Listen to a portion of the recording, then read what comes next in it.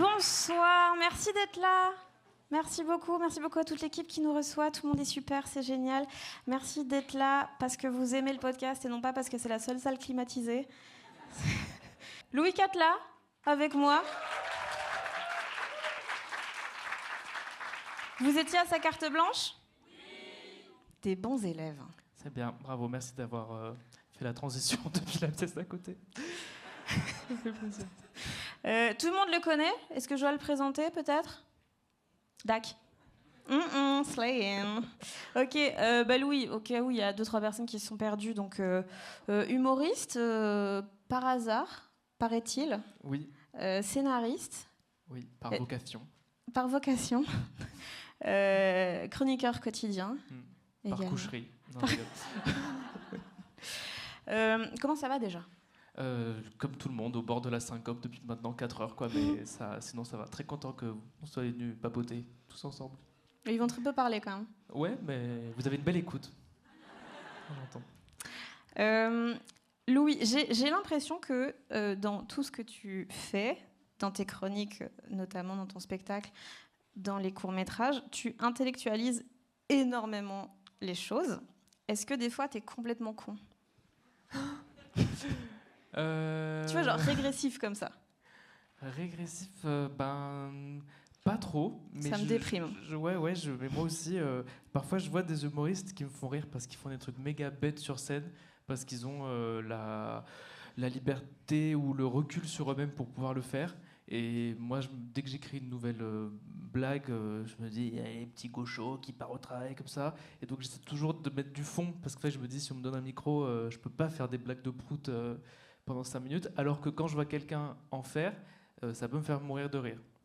Mais je me dis, j'y arriverai jamais. Tu vois, je suis allé voir le spectacle de Camille Fievez, et elle a 5 minutes sur le lanceur de caca de la gare de Lyon. Un banger absolu, qui n'apporte pas un éclairage politique si profond, mais en fait, je la regardais, je me disais, mais quel génie. Et voilà, mais j'aimerais bien pouvoir, mais pas trop. Tu ris facilement, toi ? Non, mais quand je ris. Bien dit, Gandhi. Voilà, en fait.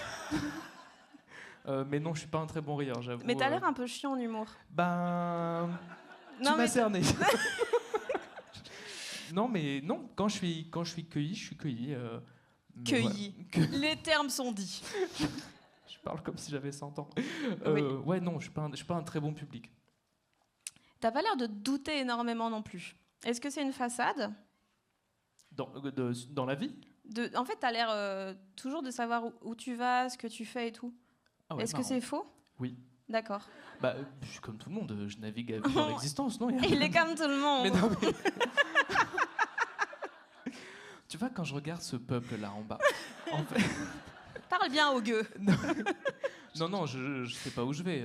Tu rigoles, je suis encore, ça fait 8 mois que j'y suis, je suis encore en déréalisation à chaque fois que je suis chez Quotidien, par exemple. Je me dis, mais qu'est-ce que je fais là ? Comme le film Dans la tête de John Malkovich. Vous voyez, j'ai les yeux à l'extérieur de ma tête, et il y a une voix qui dit, mais qu'est-ce qu'on fait ?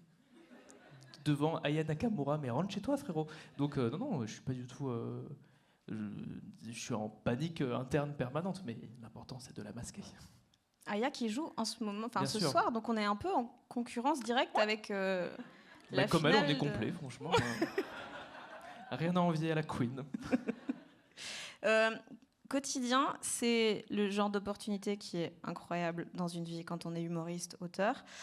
Mais en même temps, ça a l'air d'être le pire truc en termes de stress et de chronophagie, de l'énergie mentale que ça doit prendre et la peur que ça doit créer. Oui, c'est très stressant. On va pas se mentir, c'est très stressant. La chronophagie et la charge de travail, c'est à la fois c'est un rythme régulier et ça a l'avantage de chaque chronique chasse l'autre. Donc tu t'apitoies pas non plus trop longtemps sur une chronique que tu as trouvée nulle parce qu'en fait il faut faire la suivante assez vite. Donc voilà, ça fait chier, mais cette charge chasse au fur et à mesure. Non, là tu pars direct du principe que la chronique est nulle. Bienvenue dans ma tête. Oui, tu vois, typiquement là j'en ai fait une nulle hier et je me dis t'es une merde depuis maintenant 2 jours. Mais en fait c'est pour ça qu'on a fait cet événement. C'est une intervention. Pourquoi elle était nulle selon toi ? On n'allait pas la voir. Parce que j'étais pas trop dedans. Je pense que les blagues étaient un peu fainéantes. Et parce qu'on a eu des problèmes de... En gros, on écrit la chronique en amont avec ma co-autrice, Tunis Hilton, vous pouvez la suivre sur Instagram, Très la femme marrant la sur plus drôle, Instagram. ouais, femme la plus drôle de France. Et donc on écrit en amont, et ensuite on envoie le jour J, et le jour J, il y a toujours des choses qui bougent, ou alors par exemple, là on avait utilisé une photo dans la chronique, et on a dit vous n'avez pas les droits pour la photo. Et donc la blague fonctionne moins bien sans la photo, donc on a pris une autre photo, mais qui était moins drôle, et donc finalement ça marchait moins bien que ce qui était prévu. Donc tu vois, tu l'as fait, tu dis ah c'est con, on s'est acharné sur cette idée alors il fallait changer. Mais à la fois on n'a pas trop le temps parce que on tourne dans 3 heures et qu'il faut pondre un truc quoi. Voilà, typiquement sur celle-ci. Est-ce que j'ai l'impression que tu es assez comment on dit, perfectionniste. Du coup, la télé, étant donné que quotidien, ils ont tendance quand même à dire tu changes ça, t'enlèves ça, tu raccourcis de 30 secondes alors qu'on tourne dans une demi-heure. Comment tu fais pour genre ne pas juste paniquer et partir quand tu as quelque chose à faire très très vite devant un million de personnes où tu vas tester les blagues pour la première fois? Eh bien, c'est quoi la question? Comment je fais pour pas partir? Ouais, moi non plus, je sais plus. Mais enfin, il y a un truc je suppose des fois tu as envie de vraiment rage quit. Oui, et à la fois, au bout d'un moment, le muscle d'écriture de la chronique, tu vois, à France Inter, quand on nous demande tout le temps d'être productif, je trouve que tu finis par gagner en réflexe. Donc je me repose sur ça plus ou moins. Le fait d'avoir une co-autrice, ça aide. Il y a un premier ping-pong. Et il y a certaines fois, soit je suis débordé et je dis à Tunis, écoute, fais une V1. Et donc je la laisse prendre une plus grosse charge de travail que d'habitude. Donc quand on est deux, on peut s'aider. Mais sinon... le perfectionnisme, c'est chiant parce que tu n'as pas le temps de tester. Et le fait de faire une chronique, ça te fait réaliser à quel point le stand-up c'est super. Parce que quand tu fais du stand-up, je fais le spectacle, là, vous l'avez vu en carte blanche, je fais des blagues. Les blagues, je les ai faites 100 fois. Donc si vous rigolez pas, c'est votre faute. Alors que chez Quotidien, je teste, comme tu dis, des blagues devant 1 million de personnes et Inch'Allah, c'est marrant, mais j'ai aucun moyen de savoir si la blague est drôle ou pas avant, quoi. Je les rote pas en plateau. Donc, tu es un saut sans parachute chaque semaine. Enfin, je dis ça, la métaphore est dramatique. Je vais pas mourir si je fais une chronique nulle, mais tu as capté Les vrais problèmes de la vie, finalement. que les gens rigolent pas. Je me suis perdue, du coup. La scène, oui, du coup, ça rend la scène super. Bla bla bla. Bla bla. Le stress. Ouin ouin. Ah oui, c'était ça. T'as peur d'être méchant des fois parce que t'es jamais méchant avec les invités que tu reçois ou même dans tes blagues sur scène, mais il y a beaucoup de balles perdues. Là, par exemple, dans ta carte blanche, il y avait une balle perdue pour un humoriste où t'as dit globalement, imagine, il n'y a plus de stand-up, mais il y a machin, donc c'est tragique. On garde ça entre nous. Oui. C'est quoi la question? T'as pas peur d'être méchant? Parce que c'est vraiment gratuit, quoi. Mais c'était pas une balle perdue, j'ai visé.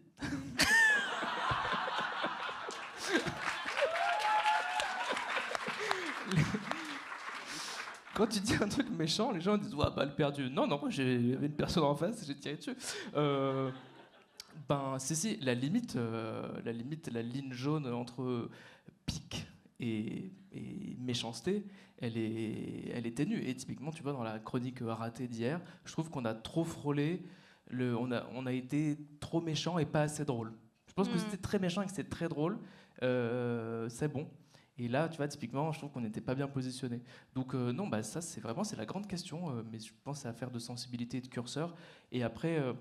souvent, après, chez Quotidien, c'est une autre caisse de résonance, mais tu as toujours des gens qui viennent me dire si tu fais une blague, on te dit ah, mais tu ferais pas cette blague à telle personne. Et donc, tout est quand même toujours très contextuel. C'est-à-dire que si je fais une blague sur le patriarcat, en effet, je ne vais pas la faire la même à une femme dans un souci d'équité, parce que contextuellement, c'est pas le même récepteur de la blague. Tu me suis? Et donc, voilà, tout est très. Précise selon l'invité, il y a un passif, il y a une carrière, et donc il faut arriver à trouver où tu peux un peu gratter, un peu attaquer, sans être frontalement méchant, parce que ça sert à rien d'être méchant, c'est pas marrant. Ce sera la phrase du podcast. Ouais. Être méchant, ce n'est pas marrant. Relire Bourdieu, quoi. Bon.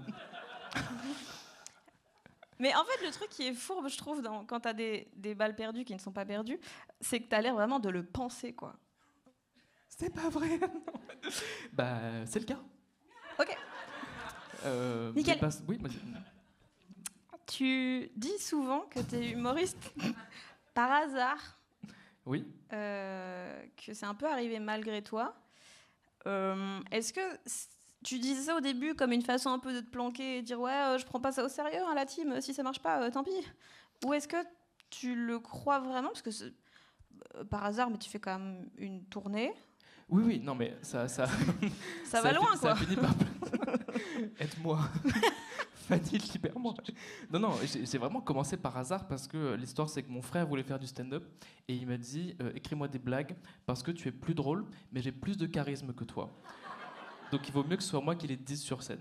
Ce qui est vraiment typique d'un compliment de frère. Et donc il a juste mis l'idée dans ma tête, elle a fait son chemin, et 6 mois plus tard, j'ai vu passer un sponsor Insta pour le concours Candidator, qui était un concours où tu pouvais t'inscrire en étant débutant et il fallait jouer 7 minutes devant un public. Et du coup, j'ai fait ce concours, mais vraiment parce que par désœuvrement, quoi. Et j'ai fait ça. Finalement, j'ai gagné la finale à Paris, donc j'étais un peu genre, ah ok, cocasse, bon, why not.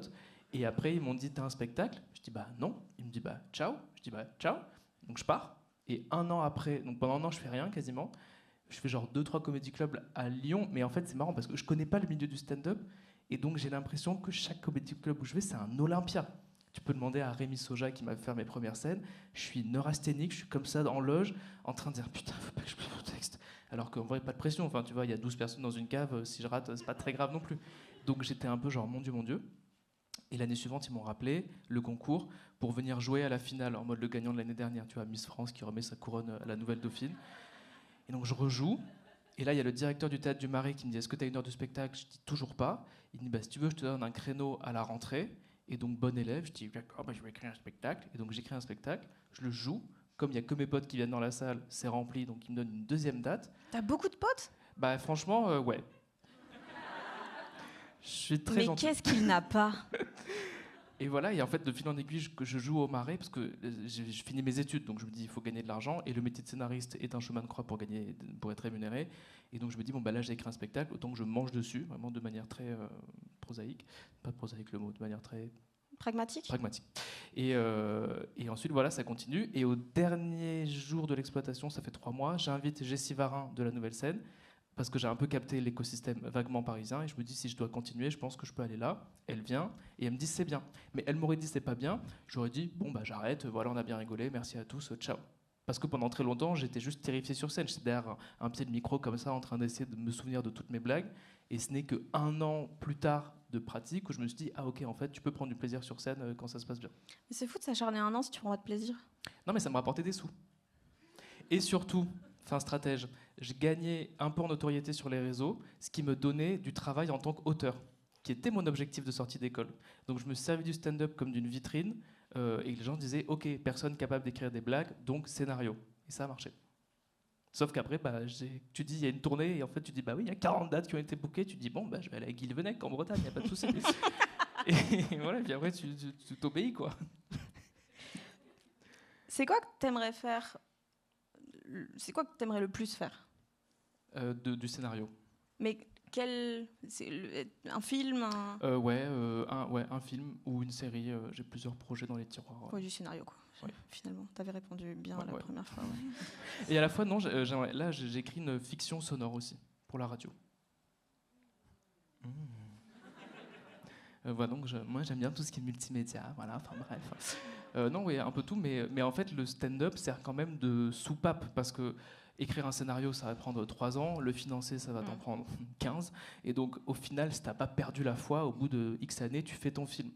Et ce qui est un travail de longue haleine. Alors que le stand-up, si je veux tester une blague le jour même, je peux l'écrire 10 minutes avant, et tout de suite, elle existe. Donc tu as une rapidité dans l'écriture qui me sert vraiment de soupape pour compenser la lenteur du scénario.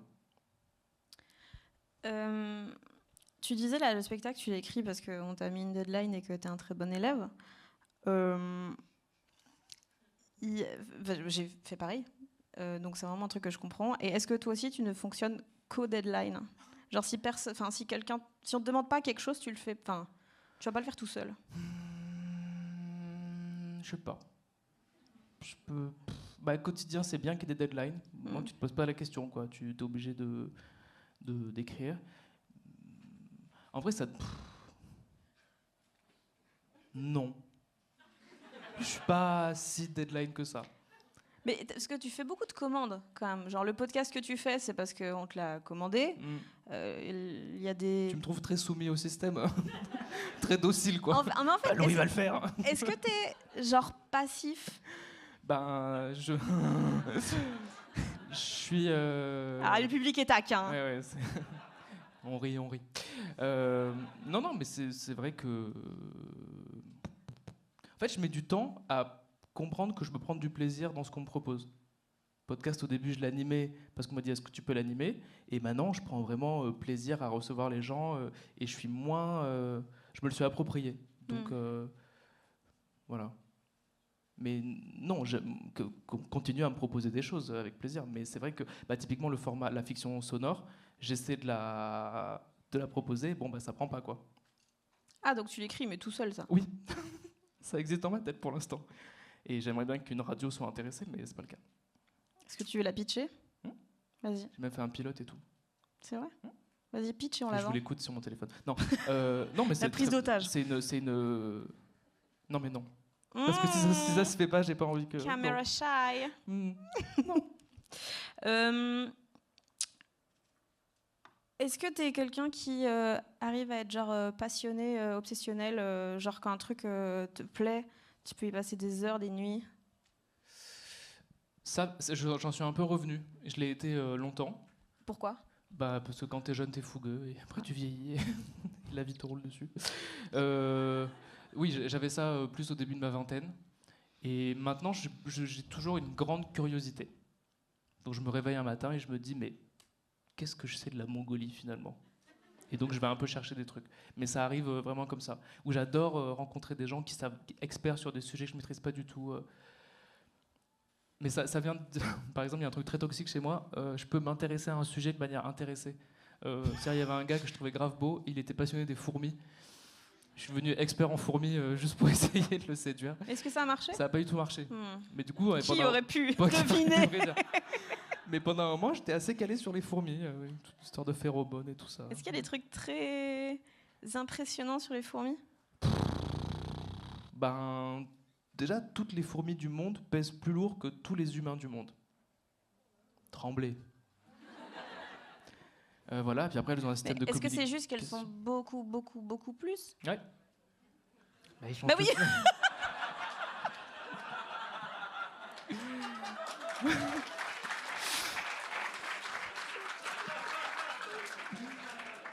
Je suis HPI. Ouais, je me suis vraiment juste... Je l'ai entendu quand je l'ai dit. Il y a des fourmis de 12 kilos sur l'île de Pâques qui... Mais je connais pas toutes les fourmis. Hein. Ok. Moi, hier, j'ai appris un truc sur le faucon pèlerin. Vas-y. C'est que quand il descend en piqué, c'est 389 km/h. C'est très précis.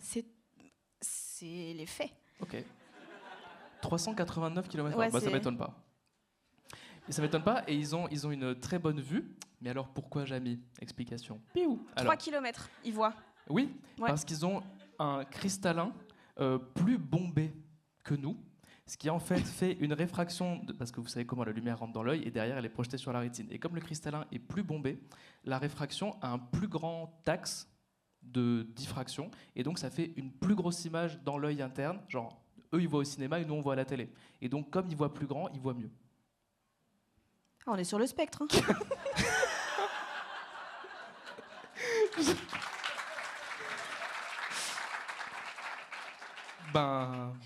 Pas diagnostiqué en tout cas, mais t'inquiète. Moi je m'autodiaque petit curieux, mais après apparemment c'est pas ce que dit la science. Bon.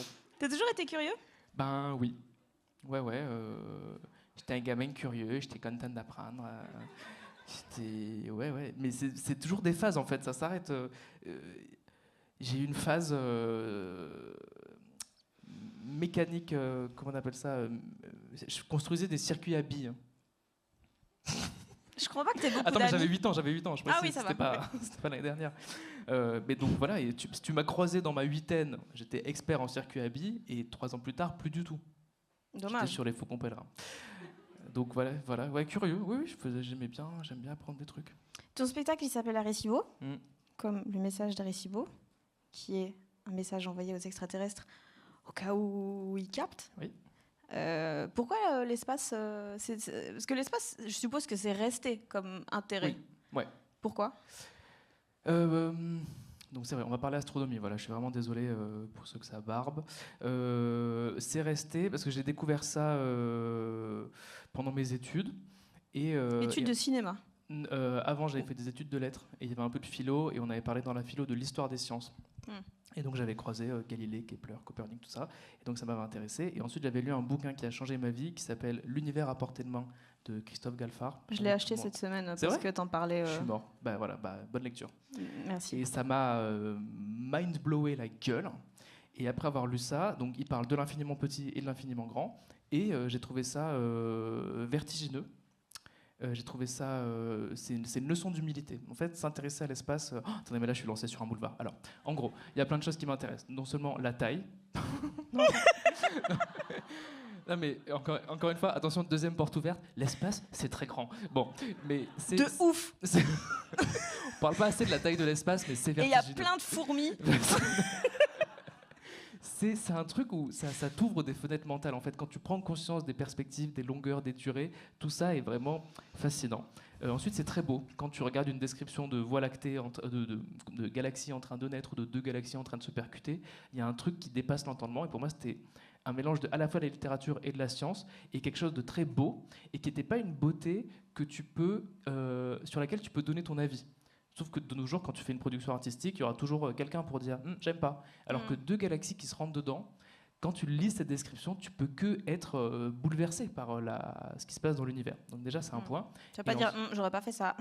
Voilà. C'est bizarre comment elle se... j'aime pas. Ok. Donc tu vois, ça m'avait marqué, ça m'avait ouvert un champ de poésie accessible dans lequel je vais encore puiser. Et tu fais des voyages mentaux comme ça. Et c'est pas un truc qui est qui est unique à moi-même, c'est que quand tu regardes, par exemple, pendant le confinement, les ventes de télescopes ont explosé. Et donc, dans les périodes de grand stress, non mais on aurait pu exploser les ventes de Uno, par exemple. Bon, ben on a pris le télescope. Mais oui, mais on pouvait pas voir d'autres gens. Allez, un point pour toi. Les ventes de télescopes ont explosé parce que, en période de stress, l'humanité a tendance à se tourner vers le ciel. Et c'est un truc qu'on constate aussi dans l'histoire du XXe siècle. Après la guerre froide, après la Seconde Guerre mondiale, tout le monde est un peu stressé. Et ben, les années 50 et 60, c'est vraiment le grand pic des observations d'aliens aux États-Unis ou en Europe, en France, en Provence par exemple. Et donc tu remarques que quand l'humanité se stresse, elle a un peu tendance à lever la tête et à péter des plombs sur ce qui se passe au-dessus. Donc toi, vu que tu es très stressé. Mais moi, je n'attends qu'une chose, c'est que les aliens arrivent. Pas convaincu par le... Non, si, stop. Un grand silence dans la salle. Non, je trouve que ça calmerait tout le monde. Mais vraiment, je trouve que tous les humains seraient genre, oula, et on serait plus soudés entre nous, quoi. Je trouve. C'est une solution, hein. C'est une solution. Au vu de la crise actuelle, c'est la mienne. Non, puis je trouverais ça... ce serait zinzin, quoi. C'est le terme. C'est le terme. De l'espace. Ça serait... Non, mais... J'adorais, et toutes les histoires d'aliens sont passionnantes. Les témoignages de gens qui ont vu des aliens, c'est toujours des histoires. Oui, mais c'est un peu comme ceux qui ont vu la Vierge, non? C'est un peu juste la Vierge d'une autre génération. Oui. C'est vrai. Il y a ce truc de c'est toujours intéressant le profil de la personne qui voit les aliens. Toujours, quand les gens témoignent, ceux qui font les enquêtes leur demandent qu'est-ce que vous avez vu, qu'est-ce qui vous est arrivé, alors que la question intéressante, c'est pourquoi est-ce que c'est vous qu'on est venu enlever, par exemple. Mais toi, t'y crois, genre? J'espère. Il y a une phrase de Carl Sagan qui dit « Si on est seul dans l'univers, quel gâchis de place ?» Bah, c'est vrai.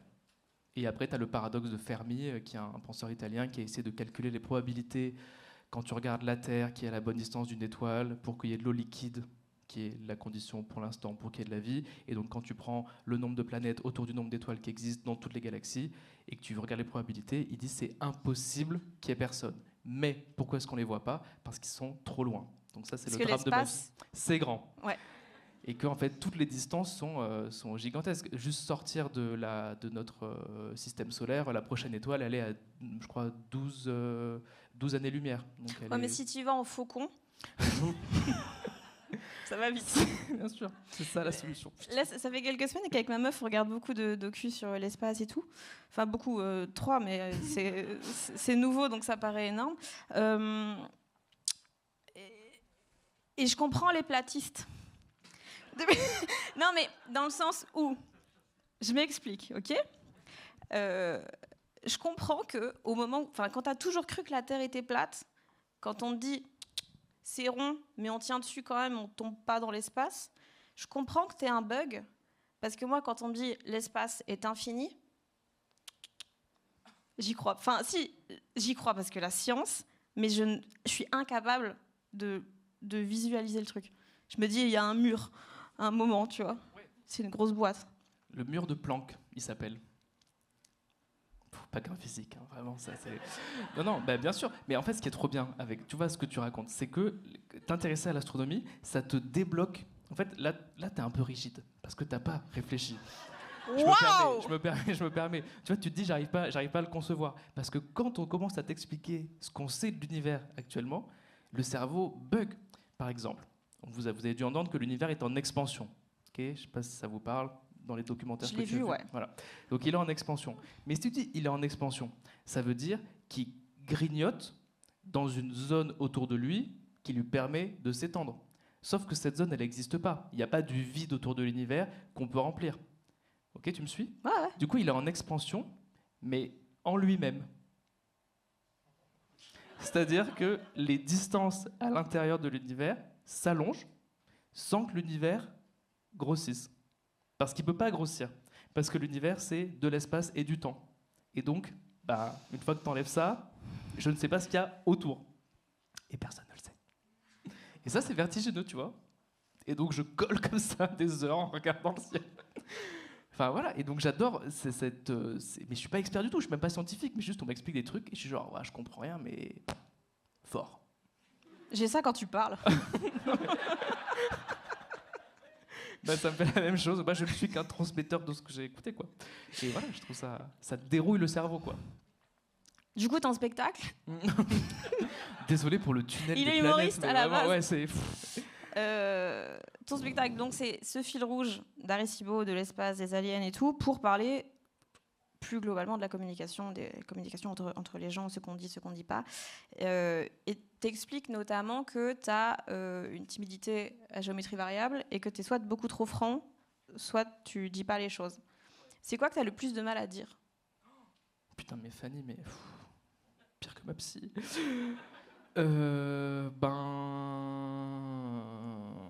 Moi, c'est... alors attention, tenez-vous bien, énorme scoop. Hein. Ma famille. On parle pas en famille, quoi.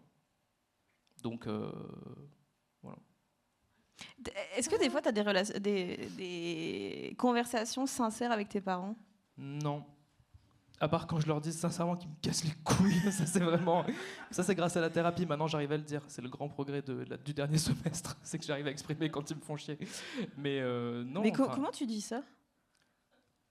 Alors, il faut pas dire tu me casses les couilles, parce que ce n'est pas constructif. Il faut dire ça m'a blessé. Et ça marche mieux. Et ils entendent ? Oui. Parce que normalement, tes parents t'aiment, donc si ils veulent un amour de qualité, ils prennent en compte ce qui te blesse. Est-ce que tu es l'enfant préféré ? Oui.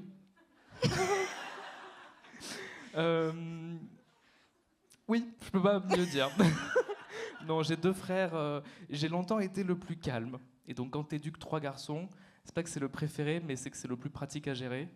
Et après, j'ai grandi et je suis devenu le préféré officiellement. Oui. Est-ce que tu as un truc employé du mois dans ta chambre ? Non, je suis pas le préféré. Non, je crois pas. Attends, merde, tu m'as perdu. Enfin, je me suis perdue. L'enfant préféré. Ah oui, si. Quand tu étais enfant, donc tu l'as dit, tu étais très calme. Enfin, non pas maintenant que tu sois très expansif, mais très calme. Et moi, je suis un déglingo, Fanny. Hein. Mais toi, Faut pas croire là. Là, je tourne à l'eau, mais au karaoké, ça part. Hein. Ah, mais je sais que t'es un gros zinzin du ciboulot. C'est ta bio Tinder, non ? Donc, enfant très calme. Et pourtant, tous les métiers que tu envisageais de faire, c'était des trucs où ça nécessitait de parler face à des gens. Qu'est-ce que tu allé chercher comme info tu parles de quoi? Vraiment, c'est ce que tu racontes en interview. Mais j'oublie tout ce que je dis au fur et à mesure. Ah oui, guide touristique, professeur ou guide de musée. C'est vrai. Mais tu apprends ton texte. Peut-être tu parles, je suis pas commercial. Je suis pas en impro face à quelqu'un d'imprévisible. Guide de musée ou prof, t'as ton déroulé. Prof, plus technique, mais guide de musée ou c'était quoi le Touristique. Touristique, voilà, c'est l'Arc de Triomphe. Et tu donnes les dates et voilà. Enfin, t'as un truc, le texte me sert, mais comme dans le stand-up, de garde-fou. Oui, et d'ailleurs, ton premier sketch, c'était un fait historique. Ouais, sur la ville de Coupvray. Non, tu parles pas de ça? C'est ça ton premier sketch? J'avais pas fait le lien. C'est quoi ta source, toi? Waouh, mec. J'ai l'impression d'être interviewé par Élise Lucet, en fait. Je sais pas ce que t'es allé piocher. Les reproches arrivent. Je sais pas, ton premier sketch. Sur Vatel? Oui, c'est ça. Ok. Je sais plus qui c'est, mais je l'ai lu. Oui. Quoi? Non. Non. Non. Non, pas ton sketch. Ah oui, ok. Oui.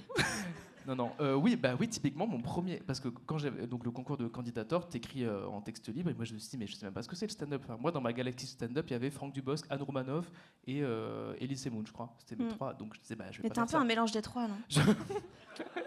Allez. Et donc, oui, le premier sketch, c'était un truc historique. C'était une conférence avec des blagues. Et après, je l'ai relu. Je me dis, mais tu peux pas faire ça. Parce que je m'étais dit, encore une fois. Coup dur pour Manon Bril.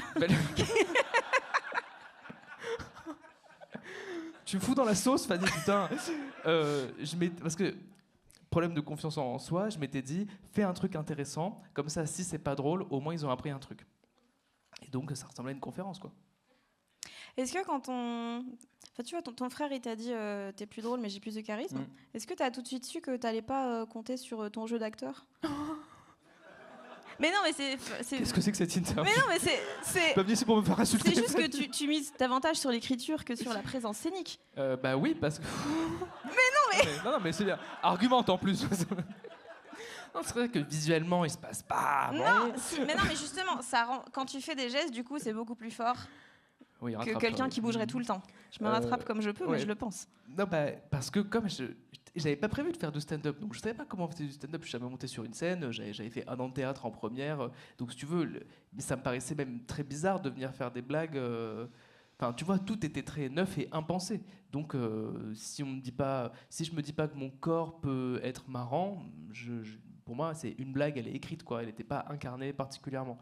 Et parce qu'aussi, je pense que j'ai commencé, on était encore un peu dans la vague Paul Mirabel, Blanche Gardin, qui sont pas des gens qui font des roulades sur scène. Donc, je m'étais dit, il est apparemment possible de faire du stand-up sans bouger trop. Donc voilà.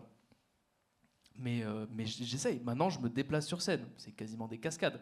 Pendant 1 an, j'étais avec un pied de micro. Et le jour où je ne peux plus le faire, et je me suis mis à marcher, je me suis dit, ah, mais occupe l'espace, Louis. Enfin, tu vois, ça m'a débloqué des trucs. Et là, les gens qui ont fait du théâtre en PLS. Voilà. Tu racontes des trucs quand même vraiment perso sur scène, notamment une anecdote qui est très marrante sur un date grinder où tu débarques chez un mec et c'est... Dis pas tout. Non, t'inquiète. Et il te dit globalement, j'ai une petite surprise pour toi.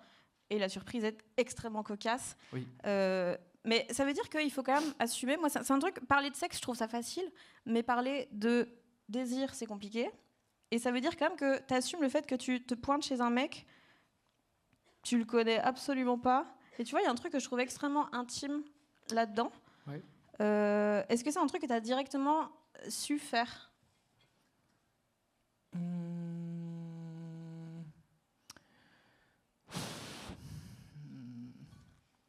Oui, mais à la fois, en fait, dans le traitement de la blague et de l'histoire, je trouve on est ailleurs que dans l'anecdote sexuelle. Pour moi, c'est de l'art contemporain, ce passage du spectacle. Enfin, il y a un truc qui est tellement absurde que... Et c'est vrai. Et que tu vois, ça décale un peu ailleurs. Mais c'est vrai, disons que... Mais tu vois, la pratique en fait, du plan direct, qui est une pratique qui existe dans la communauté queer, maintenant que je la pratique plus, j'ai de plus en plus de distance avec ce passage du spectacle. Et c'est vrai qu'il y a une espèce de recul et je me dis, mais en effet, qu'est-ce que je foutais à l'époque? Donc, parce que je suis en train de sortir la tête, je suis en train de dézoomer. Et donc, je suis plus en train de le conscientiser maintenant. Donc maintenant, si je m'écoute parler, c'était juste de l'inconscience. Pour te répondre. Est-ce que tu te permets souvent l'inconscience? C'est pour ça que je voulais pas faire ton podcast. C'était pour ce genre de questions. Est-ce que je me permets souvent l'inconscience ? Mais Non. tu vois, ça revient un peu à la question du début. Est-ce que des fois, tu réfléchis moins à des choses ? Pas trop, mais il y a une phrase d'un ami qui... Ça manquait de citation. Ouais, mais c'est une phrase de quelqu'un qui m'est resté et qui m'anime. Un jour, il m'a dit, je partais en soirée, et il m'a dit ne sois pas sage, mais sois prudent. Et je m'étais dit, ça c'est une belle philosophie, donc j'essaie de l'appliquer. Donc ne pas être sage, c'est pas de l'inconscience, mais qu'est-ce que je veux dire ? J'essaie d'être un yes man. Je dis beaucoup oui. Ah ouais ? Ouais. Je trouve qu'on... Non, mais c'est surprenant, je trouve. J'aurais pas dit. Ben... C'est pour ça que tu as dit Passons oui au plus podcast ? de temps, notamment. Non, mais parce que, ouais, tu vois, oui, je dis beaucoup oui. C'est, oui, encore une citation de Bérangère Krief, ce qui fait une mauvaise histoire fera une bonne blague. Fact. Voilà, donc, ouais, tu dis oui, oui. Yes, Je crois que c'est moi qui l'ai écrite. C'est vrai ? Tu as travaillé sur son spectacle. La boucle est boucle, on peut applaudir cette Ouais, citation de banger. D'ailleurs, allez voir le spectacle de Bérangère Krief, comme ça me fait des droits d'auteur. T'as pas peur des fois de faire des blagues un peu snob ? Un peu snob ? Ouais. Si. Parce qu'il y a des blagues qui sont hilarantes, Mm. mais je me dis, waouh, le truc de l'allégorie, l'inverse de l'allégorie de la caverne de Platon, Ouais, je me suis dit, waouh, déjà, il faut suivre tous les mots. ouais. Et puis, il n'y a pas grand monde qui va... Non, c'est vrai, c'est vrai. C'est vrai. C'est vrai, mais moi, elle me fait rire, donc je l'ai gardée. Et je suis d'accord. J'essaie de faire que dans le spectacle, il y en ait un peu pour tout le monde. Et je sais que très peu de gens l'ont. Mais tu vois, la blague la plus snob du spectacle, c'est la musique pendant que je bouge mon bras et qu'il y a une musique sur la fleur. Tu te souviens de ce passage ? Non. Ouais, super. Il y a de la musique dans ton spectacle ? Il y a un moment, quand on est dans le date Grindr, Ah oui, ok. qui se met à bouger, Ouais. je fais la fleur, je chantonne une musique, et la musique s'appelle le duo des fleurs. Et donc en fait, voilà, j'ai entendu quelqu'un faire « Oh oui, c'est snob ». C'est la blague France Musique du spectacle. Et il y a toujours une personne qui l'a dans la salle. Du coup, je me dis, elle est pour toi, celle-là. Alors qu'après, il y a d'autres blagues plus accessibles. Enfin, plus J'espère. accessibles. Mais bien sûr. Non, mais donc oui, il y a des trucs qui sont un peu snob, mais d'un autre côté, il y a des figures de pop culture. Tu vois, il y a Michel Fourniret, tout le monde là. Le GOAT. Non, mais, tu vois, il y a des... Donc, mais snob, oui, je trouve que parfois ma vie dans un microcosme d'amis de gauche fait que il faut faire des piqûres de rappel sur la réalité du pays, qui n'est pas un pays très à gauche, finalement. Des fois, je trouve que tu fais des blagues, perso, je n'oserais pas les faire devant des gens de gauche. Ouais. Ou des fois, de nouveau... Lesquels ? J'y viens. Des fois, juste des balles perdues pour des gens. Genre, c'est pas une blague qui est méchante, je la trouve extrêmement drôle, mais tu fais une petite pique à Gaspard Ulliel. Tu fais ça sur le quotidien, tu te fais défoncer. Donc, l'intérêt notamment de la scène qui permet de dire des choses où les gens captent un peu plus ta vibe et tout. Mais ça, typiquement, c'est est-ce que tu te poses un peu la question ou est-ce que... Franchement, dans le spectacle, les blagues d'humour noir touchent quand même un large panel, je trouve. T'imites Stephen Hawking quand même. J'imite Stephen Hawking. C'est quand même très problématique. Non mais faut le contexte. Voilà, ce qui peut me faire cancel si c'est filmé. Et l'intérêt du spectacle vivant, c'est que ça ne sort pas de la salle, donc ça c'est super. Mais maintenant je me dédouane derrière avec une autre pirouette parce que ma prod m'a dit c'est plus possible de faire Stephen Hawking. Non, on peut plus rien dire. On peut plus rien faire. Donc oui, tu vois Stephen Hawking, il y a des morts d'enfants, il y a les personnes tétraplégiques, enfin Blague vraiment. sur le cancer. Voilà, et donc il y a plein de trucs. Et donc typiquement la blague sur Gaspard Ulliel fait rire tout le monde, sauf les gens du cinéma. Et donc quand ils viennent voir le spectacle, ils me disent tout est hyper drôle, à part la blague sur Gaspard Ulliel. Mais c'est comme quand je fais une chronique, il y aura toujours quelqu'un pour dire tout est hyper marrant, à part. Et donc juste, ils vont trouver le truc qui les fait pas rire, eux, parce que ça les touche ou parce que ça les concerne. Mais je ne peux... Mais si... Non, il vaut mieux... Je prends pas ça en compte. J'estime que si vraiment une blague finit par ne plus faire rire personne, elle mourra d'elle-même. Tu vois très bien ce que c'est. Enfin, le meilleur moyen de dire à un humoriste qu'une blague n'est pas drôle, c'est de ne pas rire, et il va avoir l'info au décibel assez vite, quoi. Oui, pas de réponse, c'est une réponse, quoi. Voilà. Donc je trouve que Mais en même temps, je pense que c'est un truc hyper de droite de dire tant que les gens rigolent, je peux continuer à le faire. Oui, mais il y a toujours bien quelqu'un qui va rigoler, mais des fois, t'as pas envie que cette personne soit dans ton public, quoi. Ouais. Bah, j'ai pas de réponse définitive. Le stand-up, c'est une matière mouvante. Je pense que peut-être au bout d'un moment, moi-même, je bougerai sur mes convictions et je me dirais non, tu peux plus faire ça. Tu vois, la blague de Stephen Hawking, je l'ai faite où une fois, il y avait un monsieur très handicapé au premier rang. Mais très handicapé, il marchait très difficilement. Et tu vois, je pense qu'il a des problèmes moteurs. Et j'étais là, je me dis, est-ce que j'assume de faire cette imitation devant lui? Et si tu as un caillou dans la chaussure, c'est que déjà, tu n'es même pas trop sûr toi-même. Bon, je l'ai faite. Mais ouais, et il a rigolé. Mais peut-être que un jour, je la ferai, puis ça fera pas rire la personne, et je me dirai, bon, bah, désolé. Voilà, j'estime que les gens ont de la résilience et que tu peux mal prendre une blague sans que ça brise ta vie, quoi. Je sais plus, il y a quelques mois, on avait discuté, tu m'avais dit que tu voulais faire une Valérie Lemercier, dans le sens où tu ne voulais jamais filmer tes spectacles. Oui. C'est toujours le cas? Ou bien une chaîne t'a proposé de l'argent et tu vas filmer? Eh bien, tu sais quoi, il n'y a que les imbéciles qui changent pas d'avis, Fanny, donc... Non, pour l'instant, personne s'est positionné, donc pour l'instant, c'est toujours pas capté. T'écris le deuxième? J'écris pas le deuxième, mais j'ai une note dans mon téléphone dans laquelle que j'ouvre, je jette une idée de blague et je la referme immédiatement pour pas me lasser du spectacle encore en cours en écrivant le suivant. Mais j'ai très hâte parce que c'est plein de choses que j'ai envie d'aborder sur scène et j'ai envie de me servir de l'expérience acquise pendant le premier spectacle pour arriver plus plus expérimenté. C'est le but finalement de l'expérience. Et j'ai envie de continuer à progresser. Donc tu vois, le stand-up qui n'était pas un plan de carrière, j'ai quand même envie de faire un deuxième spectacle derrière. C'est quoi les points sur lesquels tu t'es senti progresser ces dernières années? Bouger sur scène, tu t'es pas encore ébloui, mais tu te rends pas compte de... Tout à l'heure, je plie un genou à un moment quand même. Donc j'essaie d'utiliser mon corps pour donner encore plus de force à certaines blagues. Donc bouger et l'impro, l'interaction publique, ma hantise totale. Mais tout au début du stand-up, si quelqu'un parlait pendant mon passage, mais je pense, je saigne du nez, je fais une syncope et je m'allonge dans un coin, quoi. Maintenant, non. Maintenant, je vais parler aux gens, je leur serre la main et tout. Tu leur serres la main? Ouais. Après le spectacle, tu veux dire? Non, au début. Dans les salles qui le permettent, oui. je descends et je salue tout le premier rang et on casse un peu la glace. Ce que je fais pas à Paris, pour des raisons évidentes de parisianisme. Parce que les gens ailleurs qu'à Paris sont bien plus sympathiques. Oui, je sais. C'est pas moi qu'il faut le dire. En Belgique, notamment. Tu écris beaucoup la nuit? Oui, il m'a dit juste avant, j'ai un peu peur, des fois t'as pas de transition et ça fait bizarre. Hi. Non, je n'ai pas de... Ça nous arrive avec Tunis d'écrire très tard les chroniques. Mais je trouve ça un peu toxique. En fait, parfois, j'ai une idée à 23h30 et il s'avère qu'elle ne dort pas. Et du coup, on part sur le Google Doc. Et à minuit 40, je dis non, mais attends, je peux pas te demander de travailler. On n'est vraiment pas assez payé pour que je te fasse travailler à minuit 40. Mais ça peut nous arriver d'être un peu emporté la nuit. Et après, au vu du timing aussi, parce qu'au quotidien, la grande spécialité, c'est de dire il y a Virginie Efira qui vient demain.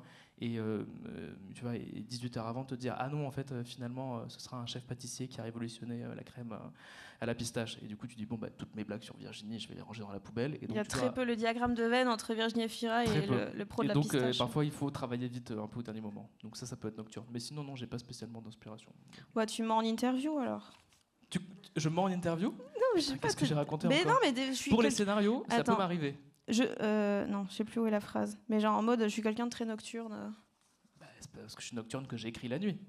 C'était dans ce sens-là que tu l'as dit, je crois. Oui, ou alors j'invente. Je suis un grand couche-tard, ça oui. Et tu fais quoi la nuit?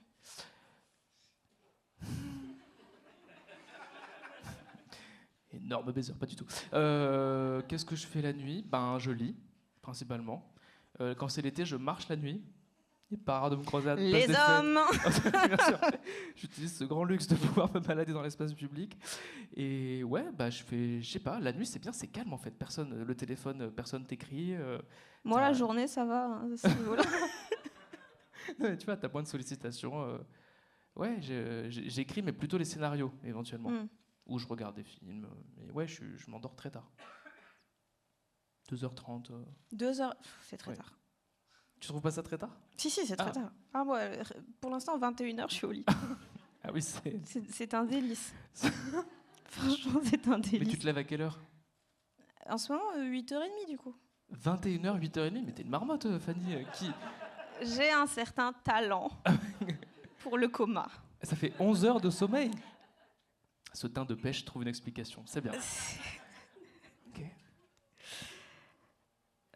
Tunis Hilton, ta co-autrice donc, m'a dit en substance... Quoi? Ça ne peut que mal finir, mais vas-y. Non, elle m'a dit je n'ai rien à lui reprocher en tant qu'artiste, par contre en tant qu'homme... Je reconnais bien sa patte. Non, elle a dit globalement que toi tu trouves un thème, tu trouves un angle et tout, puis tu laisses faire ton génie, ce sont ses mots, pas les miens. Et elle dit, et moi je l'accompagne avec un chaos qui a l'air de lui plaire. Oui, ça décrit bien notre... Enfin, pas pour la partie génie, bien sûr, mais notre collaboration. Ouais. Tunis, en gros, je lui fais un arbre, enfin, tu vois, Une ours, trame. une trame.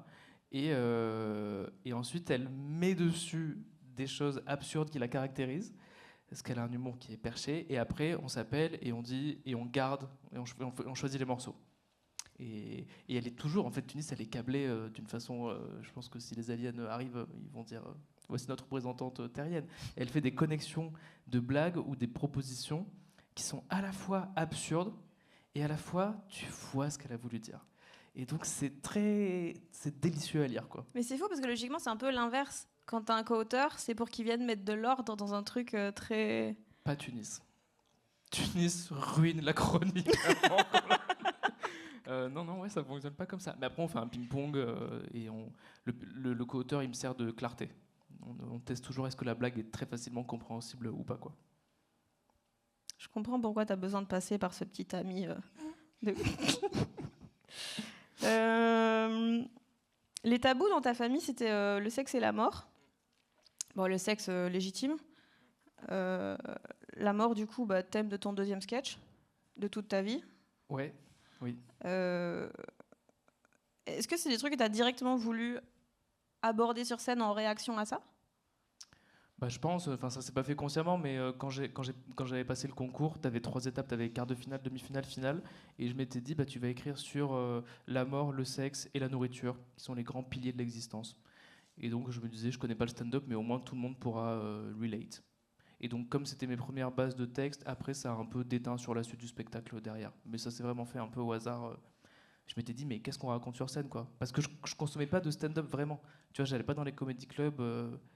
Donc je suis un peu arrivé en mode, on va parler des soupes. Tu vois, parce que je faisais c'est de la nourriture, quoi. Tes fameuses blagues sur la soupe? Ma fameuse base sur la soupe, ouais. Tu l'as pas gardée?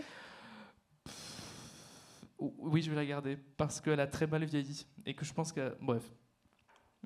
Ok. Je rappelle que j'ai vu Stephen Hawking, donc j'ai quand même un terreau... Stephen Hawking et la soupe, c'est les deux. Non. Les deux bangers du spectacle. Une histoire de l'écume. À votre rythme, le Culture Fest, on n'est pas pressé. T'as fait des études de cinéma, parce que tu voulais faire des études de cinéma, ton père t'a dit non, d'abord fais des vraies études, néanmoins t'as fait études de lettres. Et puis cinéma, et la citation de ta promo, c'était « oser rater ». Oui. Pourquoi tu rigoles? Est-ce que tu dirais que tu prends beaucoup de risques, que t'oses prendre des risques? J'essaye. T'as vraiment, dans le cinéma, t'as vraiment le syndrome de... Enfin, moi, Attends, cette phrase commence mal. Oser rater, c'était une très belle phrase. Moi, je trouvais que comme philosophie de pédagogie, c'était très bien de dire ça à des élèves en école de ciné. Et pour ce qui est du milieu professionnel... Attends, c'est quoi la question? Est-ce que j'ose prendre des risques? Ouais. J'ai vraiment j'ai des blocages sur écrire un scénario de long métrage. Ça m'apparaît encore comme une montagne. Enfin, tu vois, c'est beaucoup de pages, c'est une énorme machine qui va faire travailler plein de gens. Pour moi, c'est vraiment pas rien. C'est pas du stand-up, tu vois. Je passe seul dans une cave. Bref. Et donc longtemps, je me disais, t'es pas capable, t'es pas capable. Et après, il faut jamais oublier que Kev Adams fait des films. Ouais. Donc, il faut se dire, t'es pas plus nul qu'un autre. T'es pas un génie, mais tu dois avoir une sorte de grande moyenne nationale. n'y a pas de signe qui montre que tu es particulièrement en dessous, particulièrement au-dessus, si ce n'est des années de construction mentale où on te répète que tu n'auras sans doute pas les épaules pour atteindre un objectif un peu élevé. Donc ça, c'est des trucs c'est que un tu vrai déconstruis. truc, on se rend pas compte de ce que le mauvais cinéma apporte de bon Bah, aux gens qui veulent écrire des films. bah, franchement, tu te dis, si eux, ils sont arrivés, fais un effort. Et au pire, tu trouveras pas de financement. Mais bon, voilà, j'essaie quand même de me dire, t'es pas pire qu'un autre. C'est quoi ton dernier échec? Bah, la blague, le four chez Quotidien cette semaine, vous étiez tout à l'heure là? Pardon, sur la blague sur Glucksmann, ça c'était vraiment un four complet, quoi. Ah oui, chez Quotidien, tu veux dire, parce que tantôt elle a cartonné. Oui, heureusement, On est elle a trouvé preneur. au Wokistan. Mon dernier échec, attends, mais je vais te dire... bah en fait, mais j'ai des échecs tout le temps, c'est-à-dire que j'ai des courts-métrages écrits, et pour les financer, tu vas dans des commissions, et t'attends 6 mois, et au bout de 6 mois, on te dit, c'est de la merde. Tu dis, ça marche, bah, j'ai bien fait d'attendre 6 mois pour ne pas avoir d'argent. Et donc ça, très régulièrement, je les vis un peu comme des échecs. Enfin, Bah c'en est, hein. voilà. Mais non, mais... tu me le confirmes. Voilà, donc ça, bah, mais ça, ce qui est fou, c'est que c'est des échecs, mais extrêmement subjectifs. Et... Bah, c'est des échecs dans ton couloir de nage, quoi. Mais oui, mais bon, enfin, ça se voit que j'ai pas eu le CNC et que j'ai les nerfs. Mais non, bah, moi, typiquement, le CNC pour mon court-métrage, ils m'ont dit non, il y a des scènes qui n'ont pas de sens, genre la scène de fin, ça n'a aucun sens, et c'est la scène que je préfère et que les gens préfèrent. Et tu vois, il y a un truc de... Des gens te disent non pour un truc où bah, t'es pas d'accord et... Enfin, je sais pas. Bah, c'est dur, c'est un système... moi, je critique pas le principe de commission et tout. C'est super qu'en France, on puisse avoir de l'argent pour faire des œuvres artistiques. Je pense qu'en ce qui concerne le court-métrage, moi, mon vrai problème, c'est d'attendre 6 mois pour avoir une réponse négative. En fait, un court-métrage, personne va les regarder, ça va coûter pas tant d'argent que ça. Tu as une espèce de micro-économie. Le CNC pourrait faire des commissions plus régulièrement, comme ça, au moins, tu peux retenter, tu peux réécrire s'ils font des retours. Enfin, bon, bref. Je ne sais pas si ça vous intéresse ce qu'on est en train de raconter ici sur le financement des courts-métrages. Super, la Culture Fest. La blague sur Glucksmann qui a bidé dans Quotidien est assez symptomatique du fait que chez Quotidien, il y a... Genre oui, pendant des années, c'était vu comme un truc vraiment de gauchiste un peu. Maintenant, de moins en moins. Et il y a des choix qui peuvent un peu surprendre. Est-ce que toi, des fois, tu te retrouves un peu à... le cul entre deux chaises, entre tes convictions, et ce que tu as l'impression que tu dois dire sur le plateau? Oui, tu as un petit quand même exercice d'équilibriste à tenir, parce que c'est une émission d'accueil quotidien, donc tu peux pas tirer à balles réelles sur quelqu'un. Là, il y a quelqu'un qui avait publié sur X, ça m'avait fait rire, quand on avait reçu Bruno Le Maire, il avait mis Bruno Le Maire qui se fait sucer pendant 3 minutes et Louis Catla qui arrive pour mettre les dents. Bravo, ma belle. J'avais bien aimé qu'on résume mon travail dans cette métaphore, mais je me suis dit oui, c'est un peu le thème, parce que comme c'est une émission d'accueil, ils sont pas tant que ça challengés, notamment les politiques. Les artistes, ils sont pas forcément là pour être challengés, mais en tout cas, quand on reçoit des politiques, c'est vrai que c'est pas une émission de clash. Tu crois au destin? Non mais putain, oui.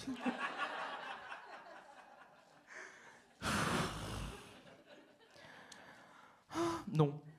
Mais putain, mais tu... J'ai dit oui. Mais oui. Mais qu'est-ce que tu... Mais t'as demandé à ChatGPT, c'est pas possible. Non, j'ai tout écouté. J'ai dit dans une interview, je crois au destin. Oui. Mais non. C'est quoi la source?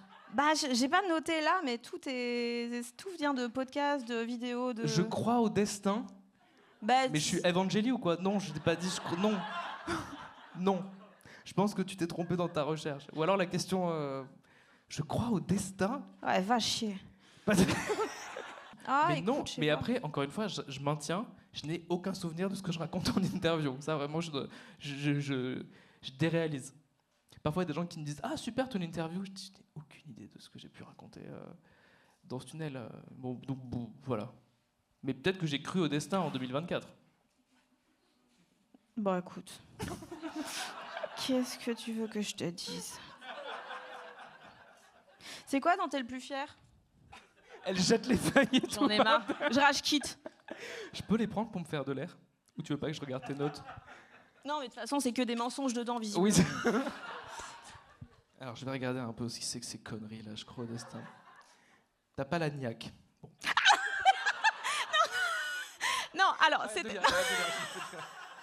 Non, c'est juste que... C'était dans le... Ouais. C'était dans Sachant qu'il n'y avait pas de point d'interrogation à la fin de la phrase. Hein.